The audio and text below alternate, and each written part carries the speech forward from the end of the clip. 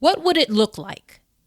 What would it feel like if you were paid to be you? Hey, Creating Maven. I'm Joy Spencer, your reframe specialist, with one important message. Your real work, it's not your job or your career. Your real work is what you create. And what you create is what sets you apart and makes you incomparable. It's your legacy. I'm here to show you a whole new way of working so you can create with your gifts, make a unique contribution, and finally get paid to be yourself. This is Reframe to Create. What did you think when I asked the question, what would it look like to be paid to be you? Were you curious? Confused? Terrified? Do you even know what this is? People usually think that getting paid to be yourself can only show up through one particular vehicle, by becoming an entrepreneur and building a business around your brand. Now, that's definitely one way to do it, but it's not the only way. What if I told you there's a different and simpler way to do this? A way to get paid to be you before you leave your job, or without leaving your job at all. I hope you'd be excited and willing to do the work that it'll take to take on a different way of thinking about and approaching your work. In today's episode, we're going to dig deeper into what it really means to get paid to be you and how your current way of working needs to change if you want this to be your reality. To start, let's look at what the opposite looks and feels like. Something you're probably all too familiar with. Getting paid to be someone else. It's day one on your new job, and you're feeling your way around. You're getting to know people, processes, and all the other things. Fast forward to the 6-month mark, and you've started to wade into something. You know it. It's a bit sticky, but you're so eager to be a part, to be seen as a team player, to start knocking out some balls out of the park, and you're not really paying close attention to what your feet are in.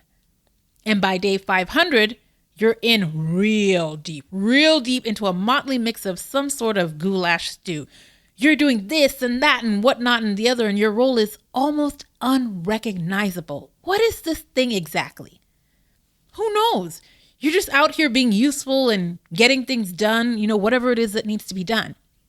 And there are gaps. Oh, so many gaps. And looky here, guess who's stepping here and stepping over there to fill in?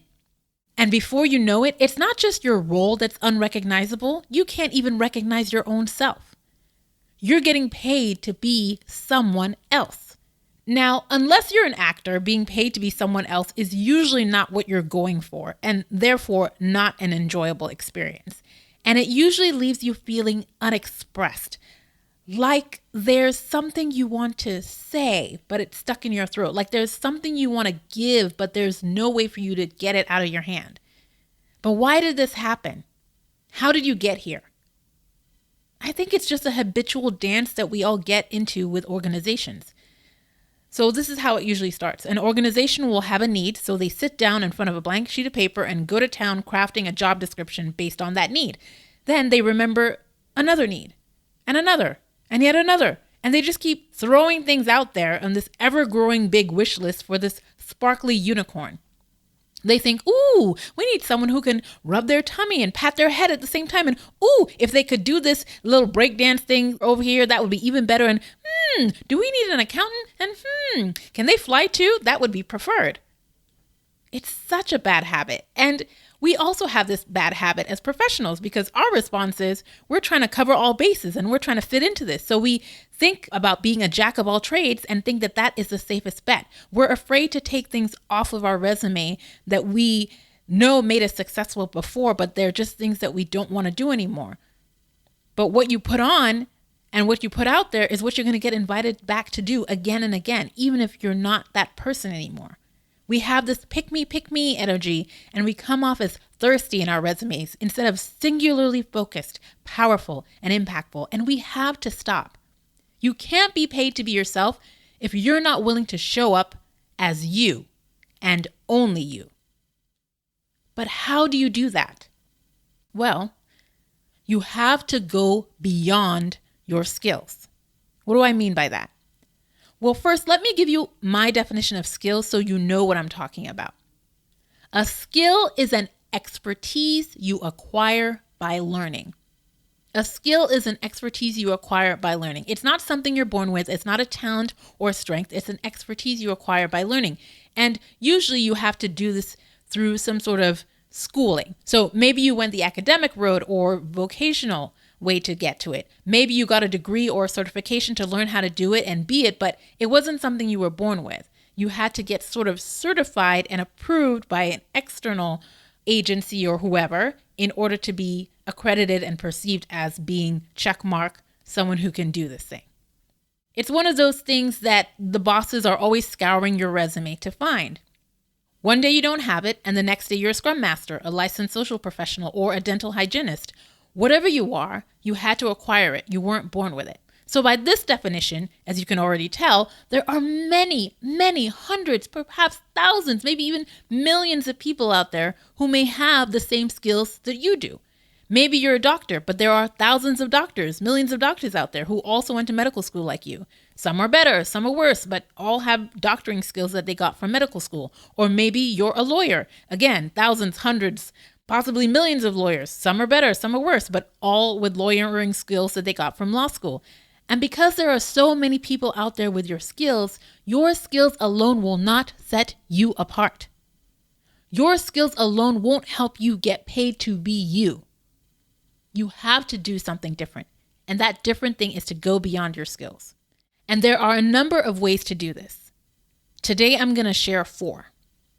Focusing on any single one of them can next level your impact and help you get paid to be you. But using all 4, wow, that is dynamite.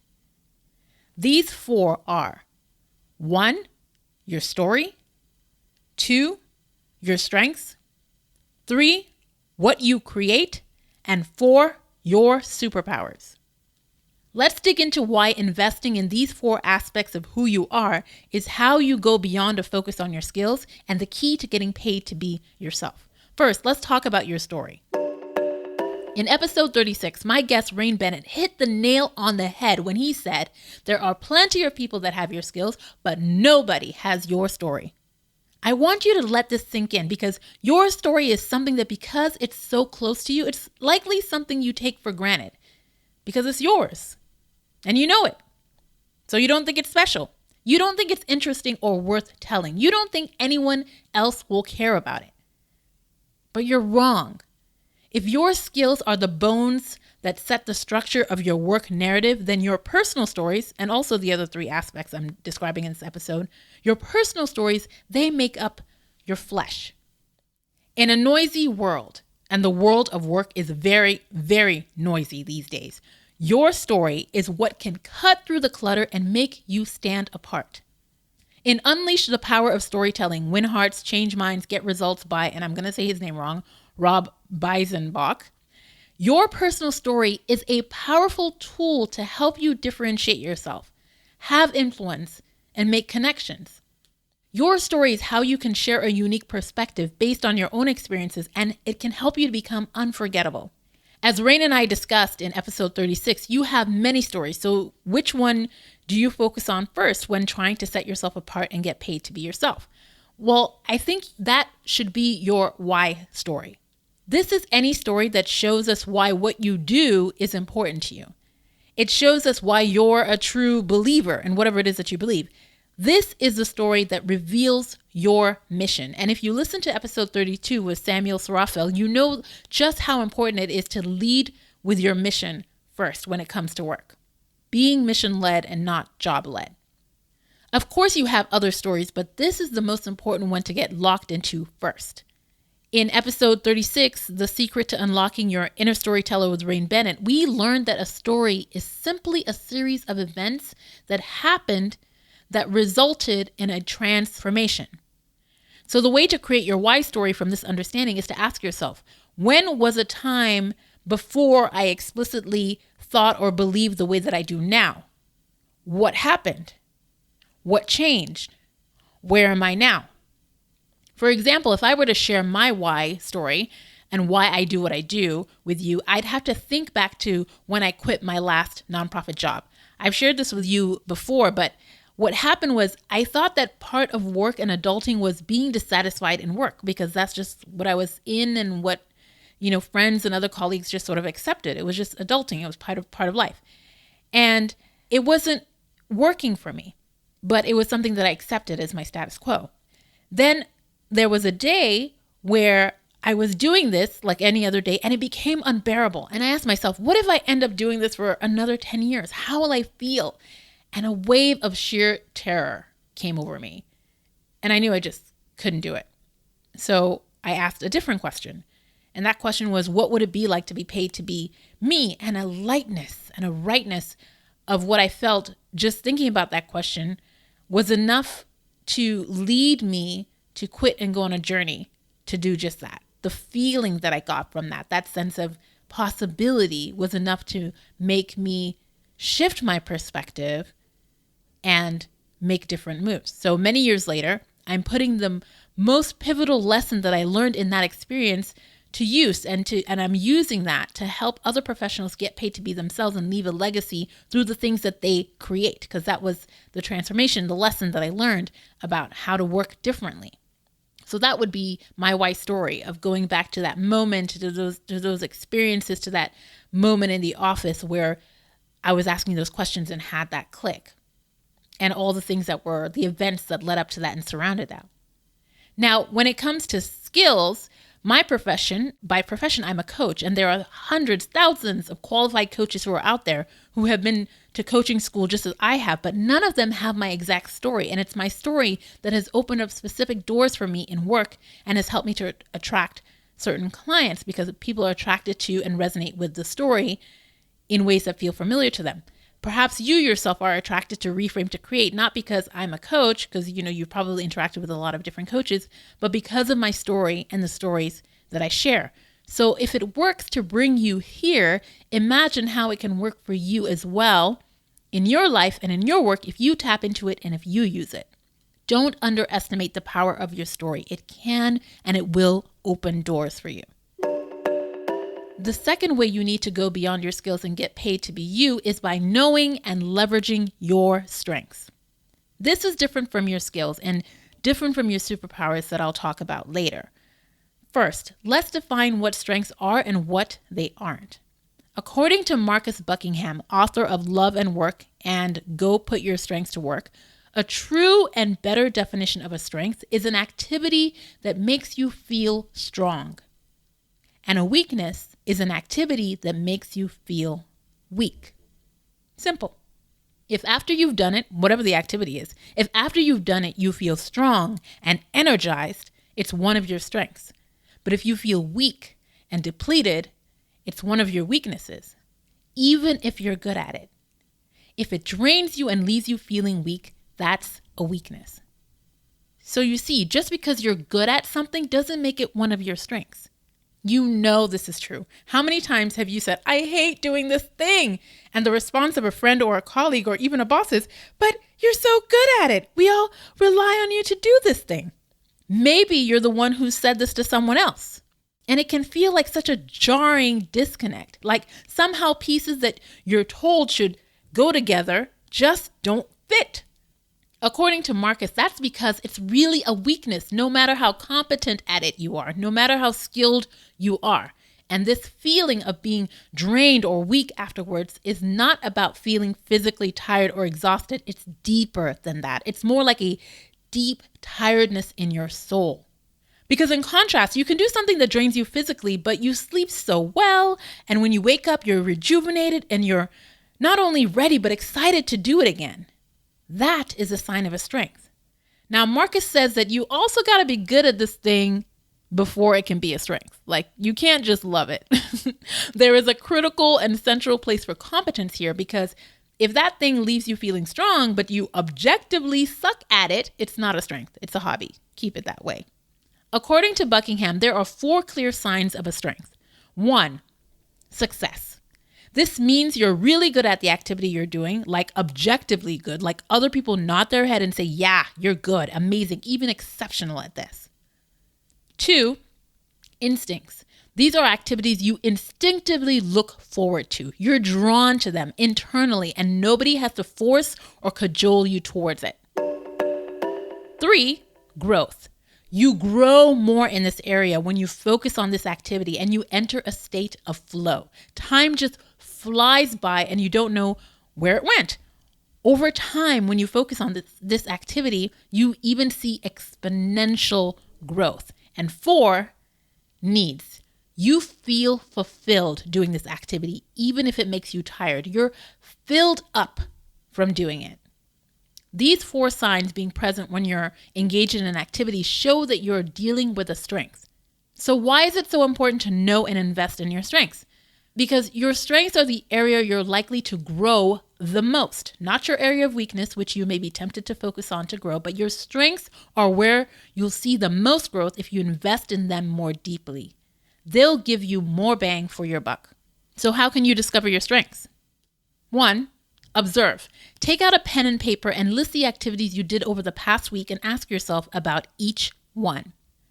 How did this activity leave me feeling? Did I feel strong at the end and like I wanted to do it again with excitement, even if I needed to first get a meal and a good night's sleep? Or did it leave me feeling weak, regardless of how good I am at it? If I was never asked to do it again, it would be too soon. Ask yourself these questions and give yourself time to simmer on them and see what comes up. Another way to discover your strengths is to actually take the StrengthsFinders 2.0 assessment, which you can find and purchase online and get a list of either your top 5 strengths or all 34 of your strengths. And this is an assessment that's done by Gallup. Whichever way you go, or if you do both, learning your strengths is the second step and a powerful tool in your hand to help you go beyond your skills. Because knowing which activities reveal your strengths is an important way to help you leverage them. The third way you need to go beyond your skills and get paid to be you is by creating a specific intangible thing or experience with your gifts. It's creating. I say this all the time because this is the thing, people. This is it. Creating a specific service, a product, an experience, or a project is how you set yourself apart and bring your full self to the table by bringing something new to life that wasn't there before. This is what this podcast is all about, encouraging you episode after episode until you finally do it, encouraging you to create so that what you create can be leveraged to help you get paid to be you, either because you have something you can sell in entrepreneurship or because you've brought your full self to work in such a powerful way and reframed it so completely that it is a true reflection of you and all you have to offer. With a tangible thing or experience you've created, you're not wedded to one primary job. You can leverage what you create to consult on the side if you want. You can take on as much or little work as you want. It's a way of diversifying and building your work portfolio. And this is what you want. You want your work experience and ability to be driven by who you are and what you bring and not by job descriptions that exist. The only way you can do this is with what you create. You want to be known for what you create and for what you create to be of high value and in high demand so that you can be highly compensated for it. In episode 13, I go deeper into the idea of developing your signature creation, and episode 30 is about how your personal brand is the very thing that you create. Back in episode 4, I took Nico through a resume excavation so we could uncover all the things in his past that he created and which he could look to as clues for what he might create in the future. So you have lots of options to go back and dig deeper to explore this idea of what you're going to create. Another way you can discover what you might be best suited to create is to interview a few people at work or in your personal life who might be in the know. Ask them, what specific thing or experience have you seen me create or initiate that you think was of great value? And see what they say. You can also look at your resume for clues by highlighting everywhere you find an activity that is a reflection of something you created or initiated and which you loved doing. These 2 criteria must be there. You created it or initiated it, and you loved the act of creating it. Look at what you highlight and see what patterns start to emerge. Often what we might want to create going forward is very similar to what we tended to gravitate toward creating in our past. The fourth way you need to go beyond your skills and get paid to be you is by leveraging your superpowers. In episode 33, I shared how your superpower is not how smart you are or how strong you are, as if you were a real-life superhero like Spider-Man or Superman. No, your superpower is how you make others feel, and most specifically, how you make them feel about themselves. Your superpower is the world of new possibilities you inspire in other people, and it's the unique way in which you do it. It's the ripple effects of you showing up. It's the taste you leave in people's mouths after they've had an interaction with you. When you get a laser-focused understanding of what this is for you, you learn to deliver a consistent feeling to people that they'll come back for again and again and again, and even pay you for. Your superpower is your legacy. It's the part of you that people can really lay a hold of. Your story is yours. Your strengths are yours. What you create is temporary, but your superpower in motion, how you leave them feeling, that is theirs, and that is what will last. So this is how you set yourself apart, because your skills alone won't do it. You must tap into and use your story, your strengths, your creation, and your superpowers. When you show up this way consistently, you'll find slowly over time that you're able to get paid to be you, and only you. So what now? First of all, this call to go beyond your skills is gonna require courage on your part, big time. I'm asking you to step out and step away from what your colleagues may do and believe. Most people may think this is a fairy tale at best and is arrogant at worst, but this is truly the reality. This is the way that we're going. And I want to get ahead of any excuse you might have. Like you have a boss and you have these obligations, and because you have a boss, you can't do this. You can't go beyond your skills. You have to stick to your skills and do what's asked and what's required. But that's nonsense. Everyone has a boss, even people who you think don't have a boss, and they know how they can go beyond their skills to make their mark. Entrepreneurs have bosses. Their bosses are their clients, and even presidents have bosses. Their bosses are their citizenry. And even though they have bosses, we don't expect them to show up just with their skills, or like the woman in Coming in America who was barking like a dog, to show her loyalty to Prince Hakeem. We expect them to show up fully with all the other things that they have to bear. We want their story. We want their strengths. We want what they can create. We want their superpowers. So this is the work of going beyond your skills that you need to do, and only you can do. You must, because you're not the only one who's losing out from you not being paid to be yourself and losing out from you being paid to be someone else. We all lose out on this because of the great things that you have to offer that are hidden away in your story, your strengths, what you create, and your superpowers that we're not getting. But when you do tap into these things, we win because we can finally see you. And when we see you, we can ask for more of you and pay you for who you are and what you bring to the table. To get paid to be you, you have to be you and bring you. To be you and bring you, you have to go beyond your skills. And what lives beyond your skills are your personal story, your strengths, the things or experiences you create, and your superpower. Are you ready to get paid to be you? Then to get started, pick one of the 4 ways I shared in this episode that you can use to go beyond your skills and do a deep dive of answering the questions and completing the associated activities. Just pick one. If you choose to focus on your story, then you'll also want to listen to episode 14, Developing Your Story Brand, episode 31, You Can Only Go As Far As Who You Are, and episode 36, The Secret to Unlocking Your Inner Storyteller. Take time to go deep into this aspect and discover the story of you that's unique that you can use to help to get paid to be you. If you want to focus on your strengths, listen back to this episode and complete the StrengthsFinders assessment.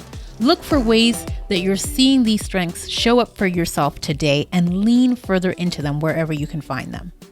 If you want to focus on what you'll create, then episode 13, Developing Your Signature Creation, and episode 4, A Resume Excavation to Clarify Your Unique Contribution, are just what you need in addition to listening back to this episode. And finally, to really pull out your superpower, check out episode 33, What's Your Superpower? The work of getting paid to be you is not a one-time thing, but as you begin to build on and leverage these other assets of yours that are beyond your skills, you'll find it's something that's within reach. This is not the only time I'm going to talk about these 4 aspects, so don't worry. It's going to come up again and again, and I'm going to offer you more and deeper ways so we can really go deep into this, leverage these aspects so that you can really, truly, and finally get paid to be you. Share this episode with one other person who you know wants to get paid to be themselves, and invite them to follow Reframe to Create on Apple Podcasts, Google Podcasts, Spotify, or Stitcher. See you soon, Creating Maven. Until then, remember to always ask yourself, what will I create?